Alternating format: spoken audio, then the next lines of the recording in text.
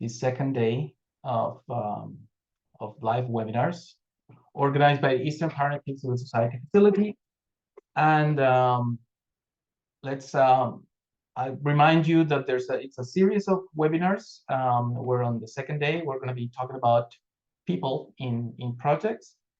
I have a presentation that it's going to run for about 30, between 30 and 40 minutes. I'm going to do the whole thing, and then I will provide some time at the end of the session for questions and answers. So we will have that moment to have some interaction. I introduced myself on Monday, but have over 25 years of experience managing projects in development cooperation. I have experience working both with NGOs, civil society organizations, and with the European Commission. So I have done the implementation of grant projects, and I have also designed grant projects in many countries in America and Africa, and also closer to our region in the northern part of Cyprus. I would like to start, even if you missed the session we had on Monday, I would like to have a small recap. I can see there's a little bit of text missing there, but the overall message was that we're going to have a process for participating in EU-funded calls for proposals in 2 steps. One is going to be a concept note that will be assessed for design mainly and relevance. And then another second stage or second phase called for full application. And the general guidance or the steps to follow in that design and how to start the whole designing of a project is called the logical framework approach, which is a process, is not a document. It's the logical framework approach is very different to the logical framework matrix. So that's how we're going to be doing around today, and also on Friday we're going to go around and explain what this logical framework approach, how it works. And we also tried to explain a little bit how what's the difference and what it's covered by project management, because project management is about supporting the whole process from the idea that you have, from that initial idea to actually the end of the project if you get the grant. And you have to be covering and addressing elements, not only in terms of your management of the budget or your management of your tasks or the time frames, but you also have to address elements regarding the context, requirement, people, risks, change, all sorts of things. And for that, the European Commission has a project management methodology, which is called PM Square, which is freely available. And there's a dedicated webinar on the e-learning hub that you can actually have a look at. So today we're going to be talking about people in projects and in 2 dimensions. So let's see how, first, I like, if you were on Monday, I like to ask you questions. And I would like to ask you, who are the people? What are the words that come to your mind when we talk about people in projects? I mean, I'm not thinking of specific names like Vasily and Peter and Maria and Esther, but you understand, who are the people for you or with your, okay, here we go with the first one, beneficiaries and project partners. Okay, good, more. And we're generating a cloud of words: beneficiaries, stakeholders, partners, team, okay, people with strong motivation, target groups. Okay, good. Oh, this is growing. Thank you, everyone participating. Managers, decision makers, people that are involved. Okay. Target group, those should be together, but of course we understand. Implementing team, Ministries, there we go. Stakeholders. See, we all have a different vision of who the people are. Staff, managers, actors, projects participants, people that are involved. Board, someone here saying that the board is also part of people in projects. Okay, well, one thing is clear for now. No one considers the European Commission to be people. So there's a strong message. The donor don't count. The people that actually fund the projects are not considered people in projects. Okay, thank you very much for your participation. Volunteers is also in the chat. Thank you all very much for your participation. There's one more typing, one more participant. Okay, basically stakeholders, beneficiaries, and partners are here at the center of our word cloud. So, and it's pretty much what everyone will expect. But I have included other civil society organizations. I mean, this is a simplification, but the exercise about it's you have seen in the cloud that there were many different types of people. But we have to be looking at everyone. You didn't consider your donors, the people that actually are providing funds. The government was very small represented. You basically had a vision of final beneficiaries, target groups, stakeholders. Even your suppliers or subgrantees or other CSOs are actually sometimes very often escaping from the landscape. We have it's natural. And I'm going to put myself in the role of the civil society organizations. We have a tendency to decide that the people, the beneficiaries, stakeholders, the people we want to work with are there at the center. And that's perfectly fine.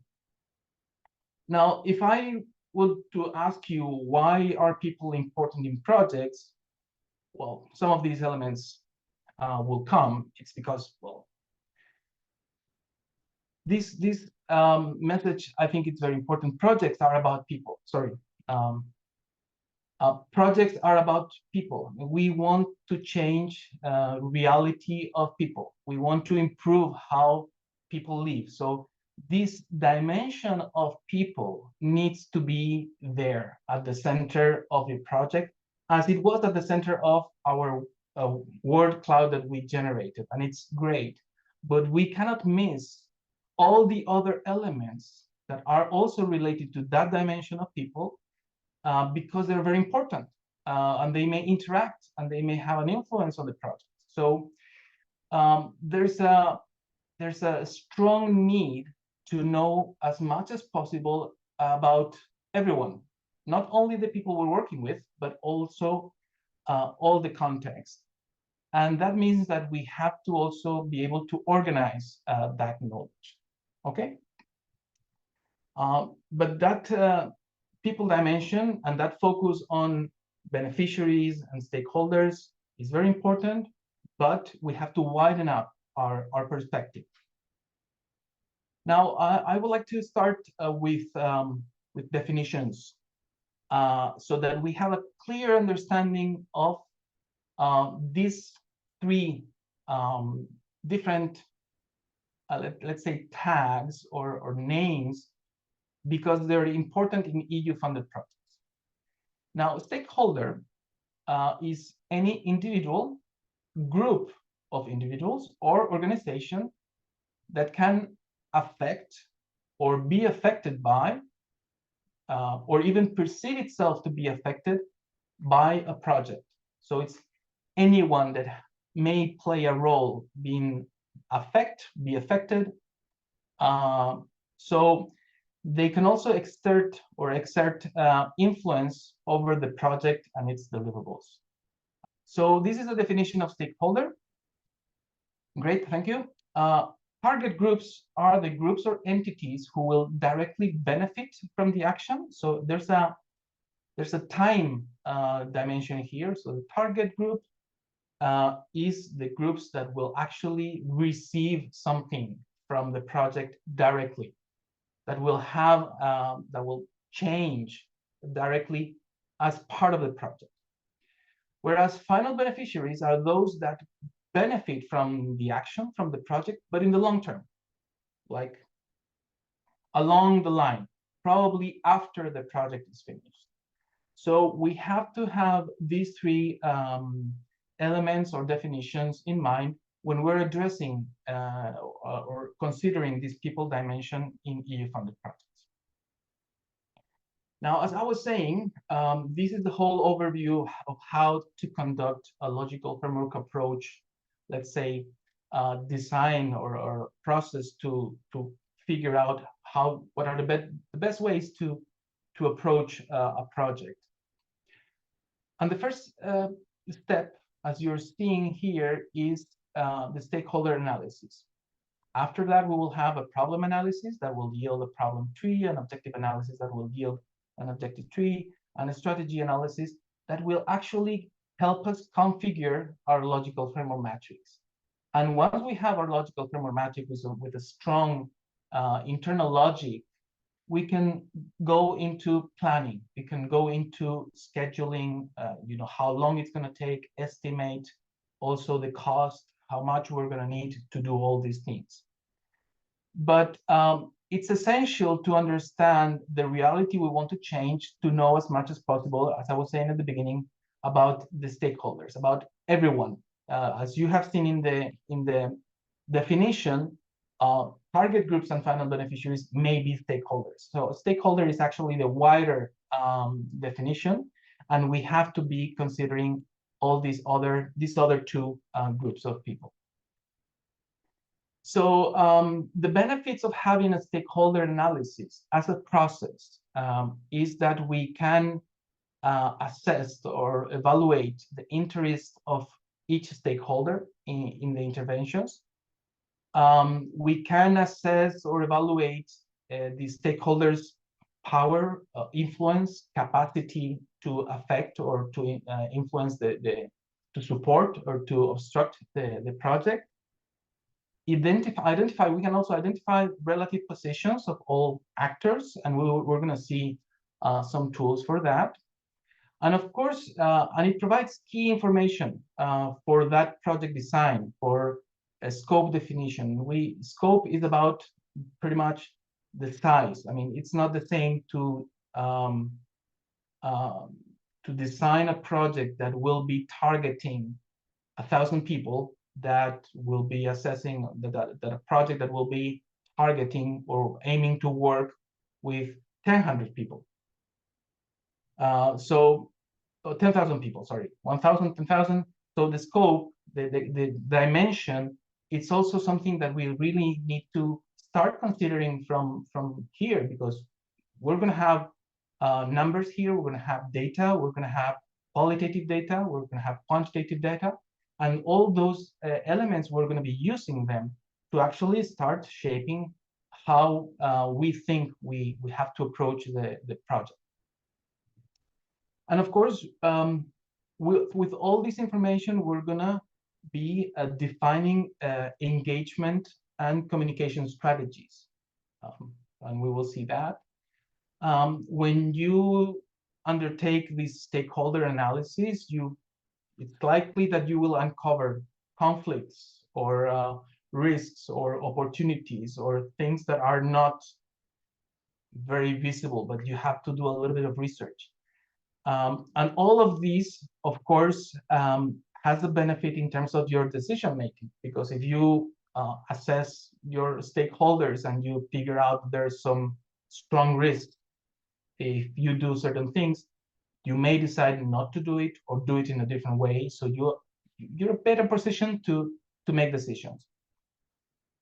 And the most important, I have left it for the end.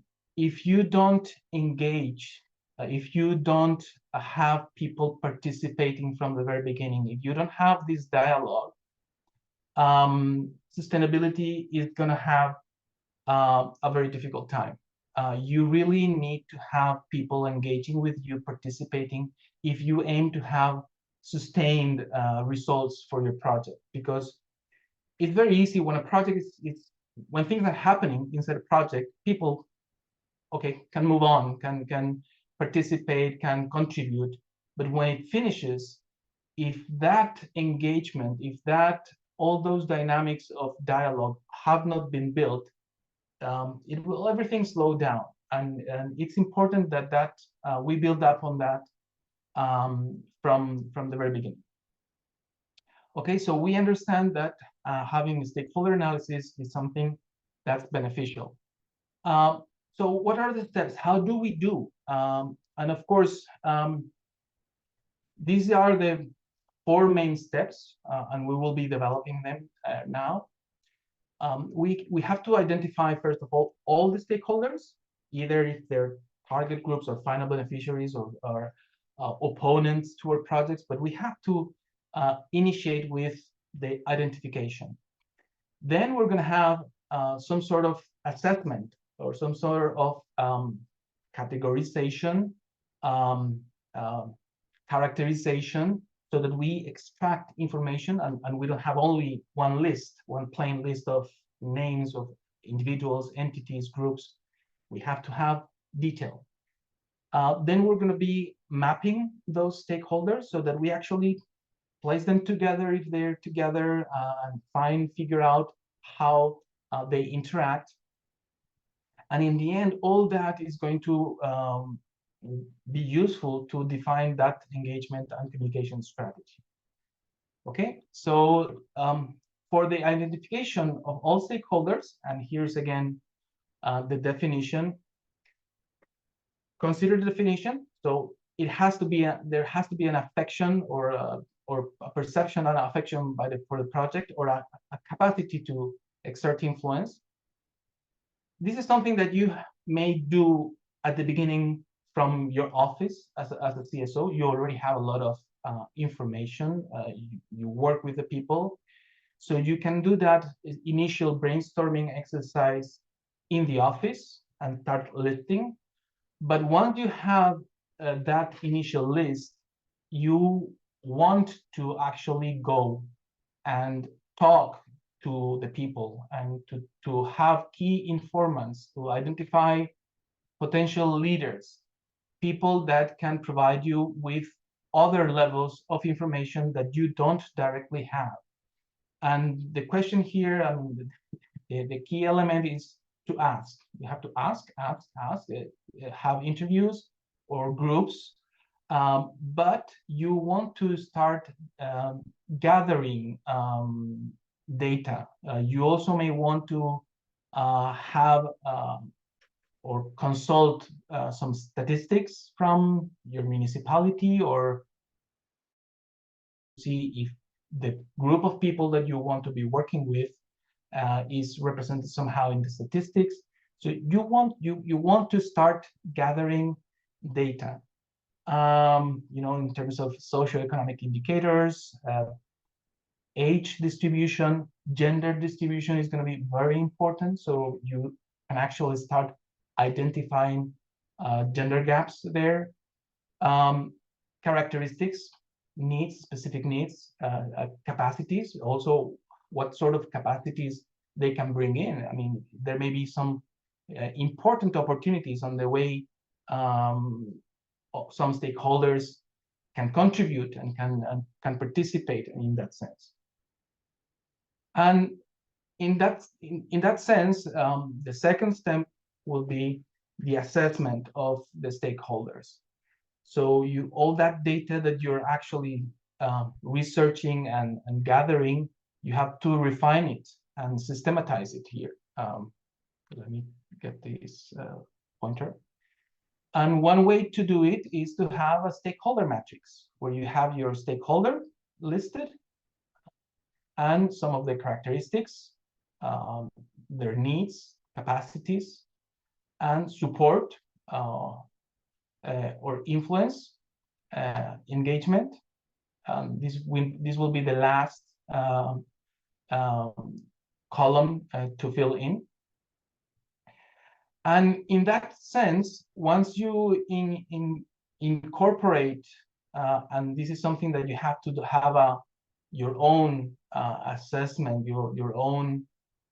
That's something that internally you can discuss within the team. Once you have all this information,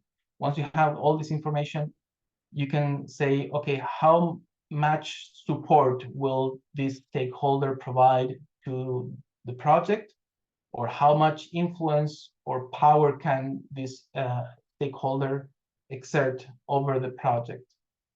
So you can actually have all the stakeholders placed in one of these 4 boxes or quadrants of the matrix of this. This is called an influence by interest matrix. So you will have those that are clearly high support with high influence. You will have your high support with low influence, your low support and high influence, and your low support and low influence. So you have actually um, um, different categories or different quadrants, so that you actually can start making these categories. The following step will be to actually map those stakeholders. So it's a different type of analysis. Here you want to visualize where your stakeholders are and how they interact. It can be as simple as this onion diagram, it's called, where you will be here at the core or the project, and you will have those stakeholders that are directly engaging or directly relating to the project, those indirect, or those that are more distant. You will have to see where you place them, and you can actually do this, with sticky notes or just as the previous one.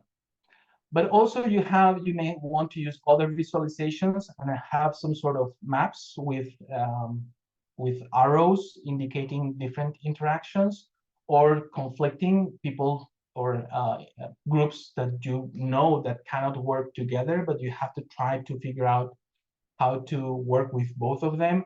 All those things are important, or even in a real map. I mean, if you have a larger intervention, a larger project, you may want to have how many people you're working with in different provinces or cities, so that you actually can assess also how much effort is going to take you to travel to different distances.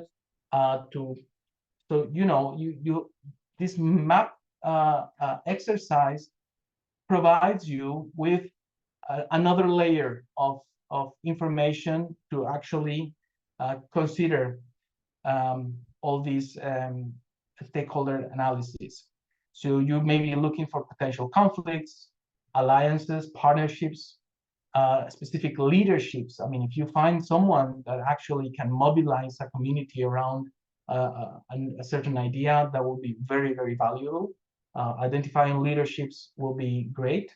Of course, consortiums, partnerships, risks and opportunities. And of course, you also want to be looking at rights-based stakeholders, which I will briefly mention that. Once we have all this information, you have a better idea about potential ideas of problems, how the dynamics within those people are, where they are, how they relate to your project, what's the influence, what's the impact, the support. And you may want to use that information to actually define general communication or engagement strategies. So those stakeholders that are in the quadrant that are high influence and high support, those are your strong supporters, right?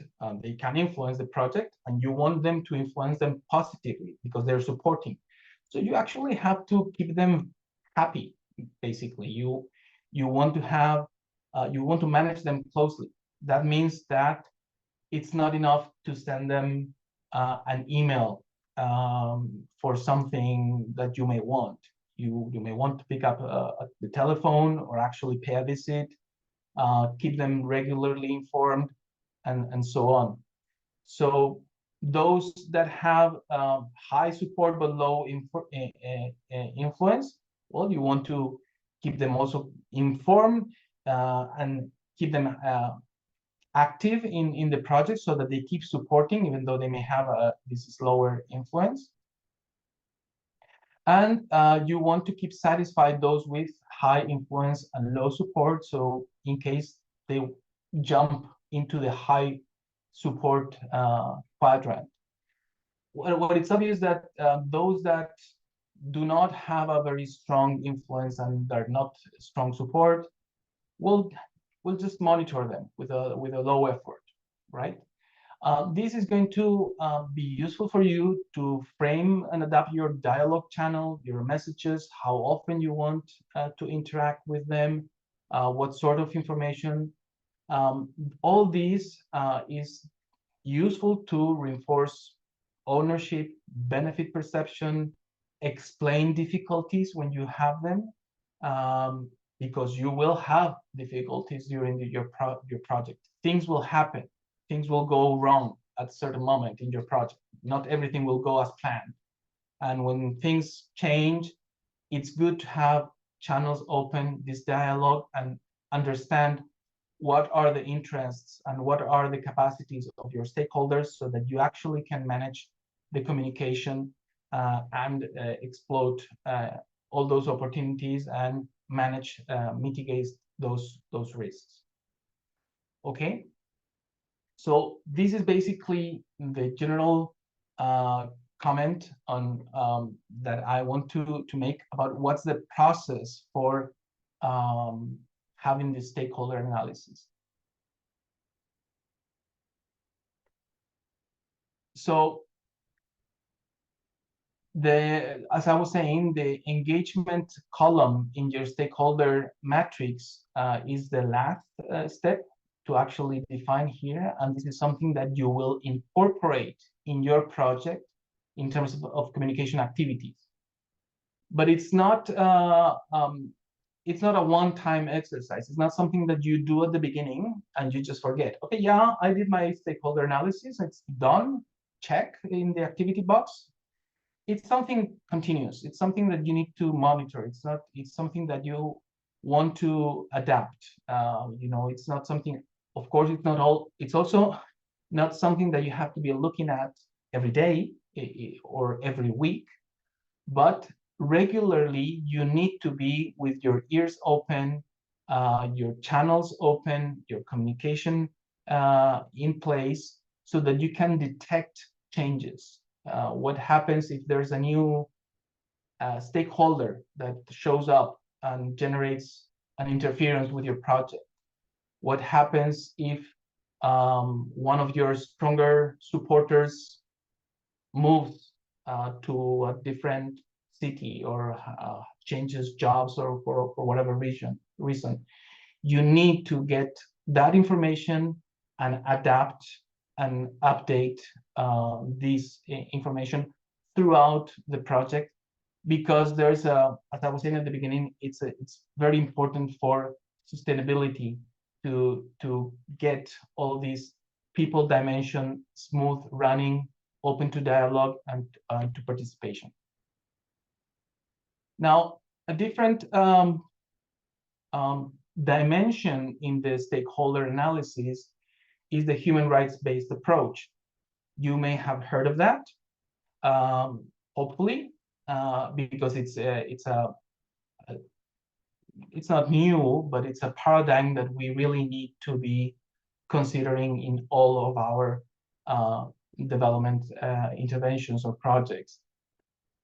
In the human rights-based approach, basically, in terms of people, here I have included some of the categories and principles that run throughout a human rights-based approach analysis, because you will have your gap analysis in terms of categories and in terms of principles. But what we're talking about today is about people. So we will have the distinction between the duty bearers and the right holders. Right holders are those groups of people that are entitled to rights because your constitution, your laws, your human rights talk about those rights and those standards. And the duty bearers as the institutions that actually have to uh, provide for those frameworks for rights to be achieved. And there's the relationship between the accountability that the duty bearers have to pay to right holders. I think the arrows here are on the wrong direction. Right holders need to participate, need to ensure that there's participation, and duty bearers are accountable. And there's a need to actually, set in place the conditions for the gaps in rights. Not only consider the right holders, but also the capacities that the duty bearers need to be built upon for their capacity to actually construct that accountability and that capacity to ensure the rights of the right holders. This is the QR to a specific webinar that we have in the e-learning hub on human rights-based approach that explains all these elements in much more detail. So if it's something that you want to consider, and I think you should, it will be interesting that you have a look at that specific webinar series. It's not a series, it's one webinar. So I let you capture the QR with your cell phones. Now, there's another dimension to the people in projects. There it is. Simon has just published in the chat the link to the human rights-based approach webinar, so that you have it there. There's another dimension, as I was saying, to people, which is governance. And I have another question for you. Who do you work for? And I'm giving you here some options. In your projects, in your organizations, who do you consider you work for? You work for your boss, you work for the board of directors of your CSO, you work for the donors that fund the projects, or you work for the people that benefit from your projects. Okay, so there's a strong start with the answers. You have lots of diversity of opinions, but I can see that very little people work for their bosses. Don't let them know. It's okay that you think like that, but don't let them know.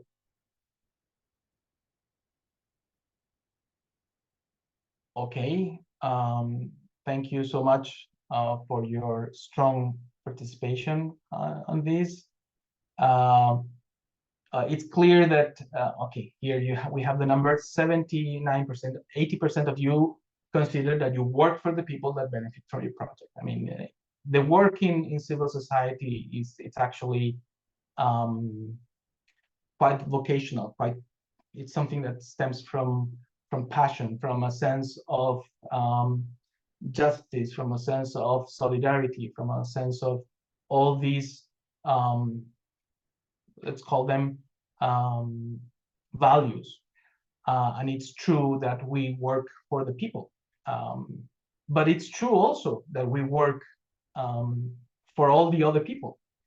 So we actually need a way to organize the work in our projects, because as project managers or as project teams, we have to acknowledge and we have to be mindful that we have relationships with our donors, with the people in accounting, and having to audit our projects, with our partners, with other stakeholders, other CSOs that are involved, with the boards of directors, with our bosses, with the project team, with with the people in human resources. So there's a lot of other categories. We could actually do a stakeholder analysis of all these people involved internally in our organization, and it's important that we have a clear notion of how projects are governed and what's the accountability in terms of projects. So governance is actually a term that it's part of project management, and you will find it in PM Square, to assign clear roles and responsibilities. And it's important to define that, and it's also part of full application process. There's a section that actually asks about how are you going to manage your project, what's the internal logic, what's the internal organization that you will have for your project. So it's important to define and establish who does what. That's usually very clear in organizations, but the responsibility or accountability is not so much. Decision making happens in certain ways. Information flows. There's not always certain processes. Now, in project governance, we have a concept called RC or RACI sometimes, and that provides you with levels of accountability. And the accountable person is the one person that actually may not be doing the things, but it's and can delegate the work, but approve it and take final responsibility. If something, and that's probably the head of the organization, that's the person who's accountable for everything that happens in the organization. That's why it's in the head. We have the responsible responsibility, someone who's carrying the work, and there must be only one responsible for every task. And then there's people that support and carry out the work, or people that are consulted, provide opinion, provide specific inputs, or people that are informed. So this is a way to actually organize your internal governance. And this is the governance role that is provided in PM Square, which is actually providing a level of engagement in terms of strategical thinking at the highest level, and who are at the performing layer, who are more operational. On this governance, you have more information on the webinar on PM Square that I provided a link last Monday. But I think it will be important that you consider how internally your organization works in terms of providing a clear definition of roles and responsibilities for all the tasks that happen during the project and during the management of the project. So as a wrap-up, please keep this people-oriented mindset, which is, of course, important in itself, but also because we're going to have a result-oriented mindset, and that people and results are together because we want to change people's lives for the better.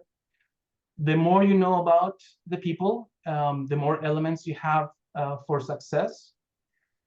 There's a method, or there's a way to conduct this stakeholder analysis to actually map and see different ways to visualize the information. And it's also important that you have this governance to assign roles and responsibilities inside your project. So that's it for now. So it's the time for questions and answers. Thank you very much for your attention. And now we have around 15 minutes for the questions and answers as it was planned. Happy to see that that was quite a clear explanation. Of course, this is an outline. In the end, you have to, as I was saying in one place in the slide, ask. It's about asking. It's about keeping. I don't have questionnaires for stakeholder analysis, because that's too specific to the projects and the sectors that you will want to be working with. Of course, you want to gather first information about number of people, age distribution, socioeconomic, income, age, all the education. The more information you have, the more elements you have. I can see Tudor asking if this webinar was specifically made for Moldova. No, this is open to all the countries in the Eastern Partnership region. Belarus, Ukraine, Moldova, Georgia, Azerbaijan, and Armenia. Sorry, not to say, I followed geographically, not alphabetically. Two questions: how to include such amount of information in the limits of the concept note? Well, that's a good challenge. That's a good question. In the concept note, you have to actually define and decide how much of that information and which one you want to include. You will have more space at full application to actually provide more details. But in the concept note, you want to focus on design and relevance. Relevance, and actually in relevance, there's a specific criteria about how relevant is your proposal to the people. So you actually want to explain who are the people for you, who are your target beneficiaries and your final beneficiaries, your target groups and final beneficiaries, why they are in a difficult position, and how your project is going to address that difficult position or that problem. With that logic, with that internal logic, if you explain that in your concept note in general terms, then you will have time to, if you pass, you will have to explain that in detail in the full application. Who will be the business manager in case of an NGO? Well, that is a very good question. There are different ways to understand the governance model for PM Square in development cooperation. One, if you have an individual project, the business manager may be understood as the EC desk officer, or someone that you report to that can help you. But generally, in my understanding, the European Commission or the donor, whoever it is at the appropriate governance level. And the business manager is more the people that acts to be mindful of the people, because the project manager is going to be focusing on the implementation side of activities, and the business manager needs to be focusing on the impact. So someone from within your organization is going to have a role of, reminding you, hey, it's good that you do all your things, but keep in mind the focus on the impact, because that's something that happens very often. Are there any other? Yeah, Simon. No, I think Natalia posted a question in the chat, which is now in the Q&A, and I think it's quite a challenging question for you, about how can we manage stakeholders who have opposing viewpoints? How can we manage stakeholders with opposing viewpoints? That's a very good question. I'm not a diplomat, but I think that looking at diplomacy and looking at specific information or training or resources regarding negotiation skills will be useful, because even if they have opposing viewpoints, there may be a way to find common grounds or possible win-win situations, sidelining the central points that they're opposing and finding other elements that they may be willing to agree on. I don't really have I wish I had that, because then I will solve lots of problems in politics here in Spain and in many places, but it's difficult. It comes with your experience, with your capacity to communicate and find ways to bring people in. If you really need to have those two groups of stakeholders in your project, maybe you have to assess if you need to work with both of them, or you're going to be working with only one of them. That's also one question that you want to be looking at. So yeah, as you say, Augustine, it's all about communication, isn't it? And having the mechanisms to maintain a dialogue. Definitely. And there's another question on this subject about communication. When is the best time to start making communication with new partners for an upcoming project? I mean, if the deadline for the project application is on October the 1st, when do I start looking for a partner? Well, that's very straightforward. It's always as soon as possible. I mean, there's no, I mean, you need to have a clear idea of what you want to communicate first, because it may not be a great idea to open a dialogue with an unclear message. So first you clarify what you want from that communication, what information is relevant to you, what information is relevant to your potential partner. But once you have a clear idea, or maybe you have a clear enough idea, and you may want to bring in your partner to help clarify, that's the best moment.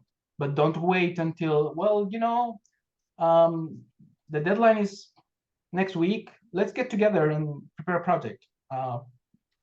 Measure your time, clarify yourself about everything, and then engage to actually fine tune and improve your ideas about the proposal.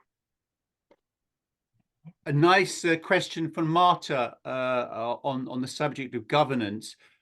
Marta is asking, does the governance aspect of the project also consider gender balance and leadership roles of women in those organizations and partners? Is the EU looking at that at all? I don't know if the EU is looking at that. I really don't know. It's always good that you address it in your proposal. I mean, that will be in cultural proposals. There's always an element of gender, how you incorporate gender, how you incorporate inclusion, how you incorporate all those added value or transversal elements. If you have an internal policy for gender balance, for leadership in key roles, that's excellent, and you should highlight that, because that's going to position your proposal at a different level, other than usually saying, because that's quite deep in terms of having gender sensitiveness. So if you consider that in your organization, that's great. But I don't think the EU is looking at that. But if the EU finds it, I think it will be positively valued. And here's a question which I think, Augustine, you will probably need a whole webinar to answer. The question is how to motivate people to be active in a project if it is a non-profit project. More precisely, how to keep people being motivated. And the one asking that question goes on to say it's maybe easier at the beginning, but you lose motivation as you go through the project. Any quick answers to that? I believe that the straight answer is to focus on the impact. I mean, if everyone, that's why we do all these, we talk about this people dimension and engagement and openness and participation and dialogue, is because we need to be focusing not on what we're doing, but on what we plan to achieve. What are the benefits for everyone? We may not see the personal gain or the short-term improvement, but if we're convinced as an organization that what we do is meaningful for someone, it matters to people, then that's a way of keeping people motivated. There's not going to be a personal gain, there's not going to be a short-term impact, but what we do is important for someone. And if we don't do it, no one else is going to do it. So those type of messages based on the impact, on the long-term result of what we do, that may keep the emotional value of the engagement, the values of solidarity, democracy, human rights, all those elements in the long run are what need to be the motivating elements for people to be engaged. And in the project, that needs to be a perspective of gain in the long run, in my view. I think this is a quicker answer. I think while we need to understand in-depth stakeholders from a wider perspective for our projects, do I understand correctly that we need to put all that kind of information into the concept note or the full application? Is it necessary to have a comprehensive stakeholder analysis in the concept note or in the full application? You will have to include some elements of these stakeholders assessment analysis, both in your concept note and full application. Of course, within the limits, the limitation in space that you're allowed, 5 pages for the concept note, 25 for the full application. But it's true that there's no specific format for stakeholder matrix. I mean, there's a log frame, and that's a different document with a different size, let's say, or limitation. But there's no systematic stakeholder matrix. So you will need to balance or select what are the key elements, as I was saying, focusing on this is the people that I want to work with. This is the problem that they face, or the necessity or the challenge. And this is how we're going to address it. And this is how we're going to improve that situation with them.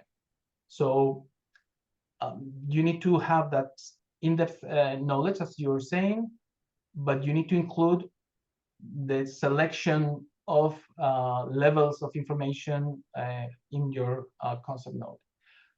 Just keep in mind that even identifying opposition to your projects may be valued in your application, because it will reflect that you have a conscious of awareness of self-criticism, of understanding your challenges. I mean, we have a tendency to write in our concept notes or full applications that everything is great, that everything goes perfectly, that there's no problem. This is going to be the super excellent project without any problem at all, and that's basically a fantasy. So if we include certain elements of self-criticism, that may be a positive, maybe taken as a positive sign. We have a question from Anna, which I think you've answered already generally, but Anna was asking, why do we need to collect the data? By data, I guess it means the stakeholder data, and how may we analyze it? Well, as to the why to collect data, I think it was part of the presentation. It provides you with elements to actually take better informed decisions, to understand better the problem, to actually have better information for possible solutions to your problem, to ensure sustainability in the future. So all those, it's not only about data, it's about how to understand what happens with all that data. Now, how we analyze it, if you have large amounts of data, you may want to have some statistics,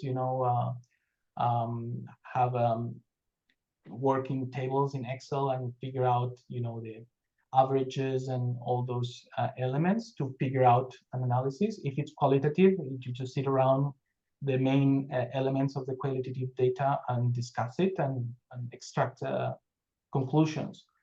I don't know exactly how you will do it in your specific case. And the last question we have at the moment, Augustine, I think is going back to the subject of project partners. The question is, if we are going to sign an international agreement, in this case, Are the criteria the same? I think that's referring to partners in projects. Okay. Yes. If I understand the question correctly, in these proposals, in EU proposals, there's always, if there's a partnership, there's always one lead applicant, and then there are co-applicants. Let's say one applicant and two co-applicants. The two co-applicants need to sign a mandate for the lead applicant to actually sign on behalf of them. So actually the relationship between the commission and the grantees in this case is always through the lead applicant. The lead applicant is the main and sole interlocutor with the European Commission, and will actually request information, disperse the funds. It's actually part of that governance structure. So in that case, the leading applicant signs the agreement, and the co-applicants automatically do not need to sign that agreement, because with the mandate, they become beneficiaries or grantees directly through the lead applicant. That's how I understand it. Great. Thanks, Augustine. That was the last question we had in the Q&A.